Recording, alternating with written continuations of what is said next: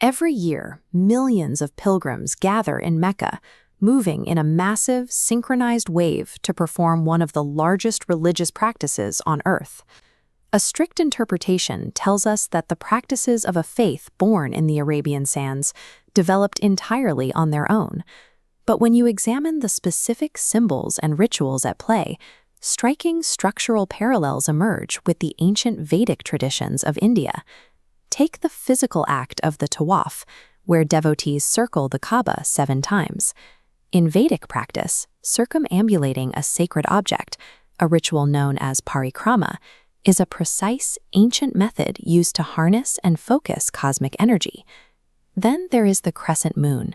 It sets atop mosques and flags across the world as a defining icon. Look closely at the matted hair of Lord Shiva in Hindu iconography, and you see the exact same crescent resting prominently on his head. We also see a strange geometric overlap. The number 786 holds deep reverence in Islamic culture. Place the structure of those digits beside the ancient Om symbol, and a specific physical resemblance appears. In fact, if you place a mirror next to the Sanskrit Om, the reflected curvature creates a near-perfect visual alignment with the numerical shapes of 7, 8, and 6.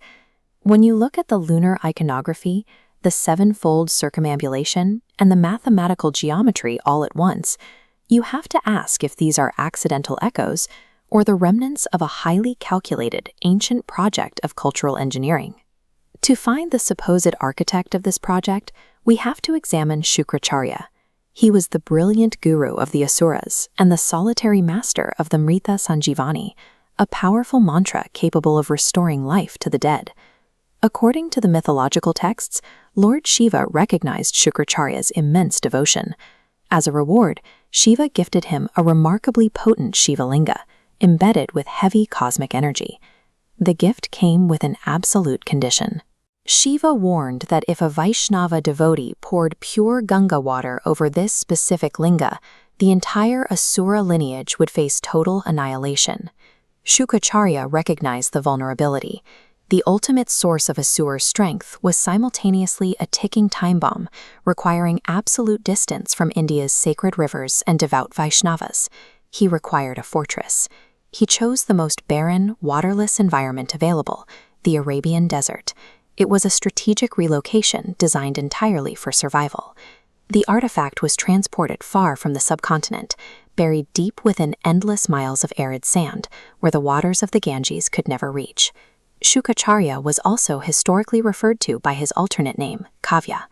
Linguistic theorists point to the possibility that the location where he established his base, Kavya Stal, evolved through centuries of linguistic drift into the word Kaaba. Hiding a physical artifact in the desert was a temporary measure. To protect it permanently, Shukracharya had to wrap it in a completely new culture, one that preserved the core Vedic energy while looking entirely alien to the outside world. Look at how ancient Gurukul traditions were adapted. The Vedic practice of covering the crown chakra, the Brahmarandra, during intense spiritual focus, was integrated into everyday life as the wearing of prayer caps.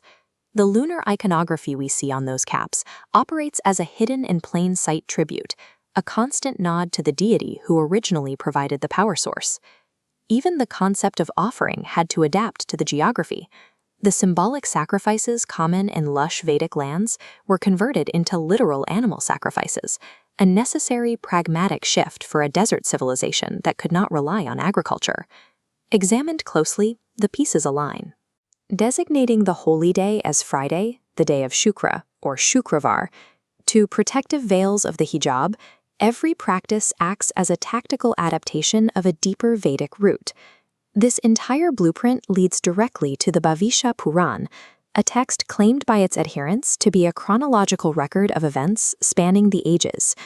Hidden within its chapters is a highly specific verse. It outlines a prophecy that a day will inevitably arrive when a Vaishnava manages to reach that distant desert linga and anoint it with Ganga water.